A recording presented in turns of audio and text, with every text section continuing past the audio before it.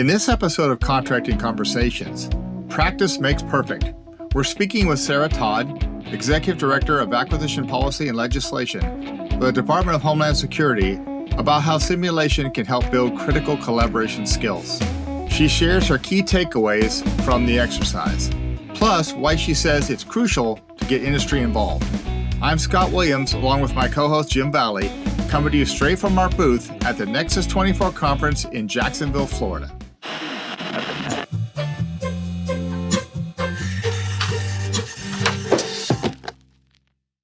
Welcome to the podcast today. Today, we have a guest that just did a simulation, and so if you want, just introduce yourself. Sure. I'm Sarah Todd. I'm the Executive Director of Acquisition Policy and Legislation for the Department of Homeland Security.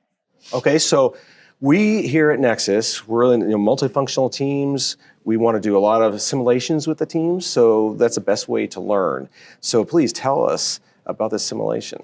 Yeah, absolutely. So we did a very similar session at World Congress last year in Nashville, and had good feedback. So we revised the scenario, the simulation, to kind of focus on cross collaboration of government teams, and so generally speaking, acquisition teams are under an incredible amount of pressure, right, to have all the perspectives represented. And as a cross collaboration, kind of make sure all the viewpoints are presented, and that can be problematic for teams, especially if they don't always work together. So what we did was a simulation where we had a case to problem solve, and throughout the simulation, we introduced process and sort of organization around those critical thinking skills that get you to an answer to your very complex problem set. So what we used was the RED model, which is all about just in a very organized, process-oriented manner, going about, again, that critical thinking problem solving. So it's all about recognizing your assumptions, any biases that you have, the different kinds of viewpoints, the facts, and are those real facts or believed facts, and then going into evaluating the arguments, looking at all the different points of view, what financial impacts maybe come about because of the direction that you're going, and then of course drawing those conclusions. What are the best options? Whose viewpoint hasn't been represented, and things like that, just to get to the possible answers and understand where you might have those pitfalls. So when you work with the teams, what type of things do you see that occur during this simulation? Yeah, it's kind of all over the board. So you'll have teams that want to jump straight away to solutioning,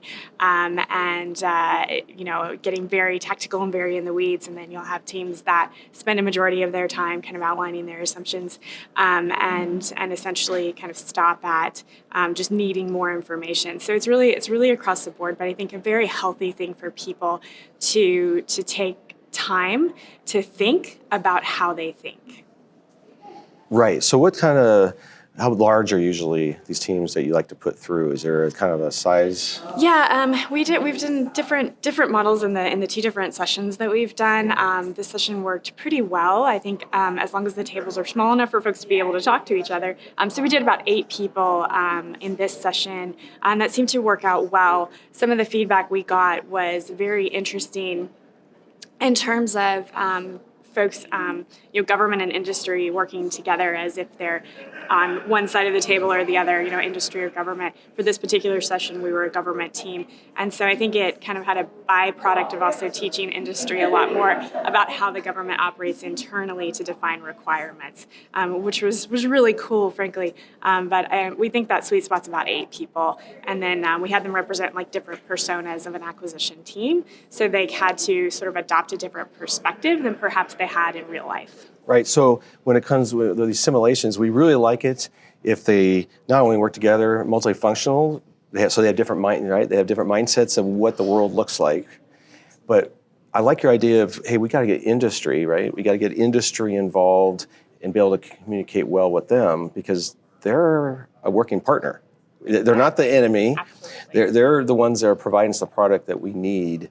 Otherwise, we wouldn't be doing the contract, right? Right. Total partnership. Right. So before we let you go, what are some key points, takeaways that you want to let the audience know that that we came from? Yeah, I think it's just going through the exercise of looking at all those different viewpoints. And so when we set up the simulation, we sort of let people get started before we've introduced the actual process model. And so having them see kind of both sides of the coin where they just sort of jumped in kind of blind, and then taking a pause, checking where we are, and then giving them the model and having them sort of redo what they had done before, but with the process. And so you get that aha moment of how important it can be to go through an actual process for that critical thinking. And a lot of times teams would come up with sort of a different answer, right? Or at least a better understanding of where they may need more information or where they may have made assumptions that they didn't even know that they had made. Mm-hmm. That's fantastic. Doing intact teams, actual program teams with their contractor, if you can, is, I think, critical to learn how to work together. So when you have the real problems, you kind of know how people, everyone's got different personalities, experiences. Some people react to different inputs. And so it's probably good to find out how they act. Absolutely. In a stressful I think environment. it gives people a tool, especially when they're working in teams that they're not always used to working in or with people that they don't know very well. Mm-hmm. It gives the team kind of that tool to be able to coalesce around that process and get to a better outcome more quickly. Right, great. So thank you for coming on the show today. Yeah, thanks so much for All having right, me. You're welcome. Thank you. All right, for those out there in the audience watching this great podcast, if you could, smash the like button, and you can subscribe to YouTube, Apple Podcasts, or at DAU Media, and we will see you next time.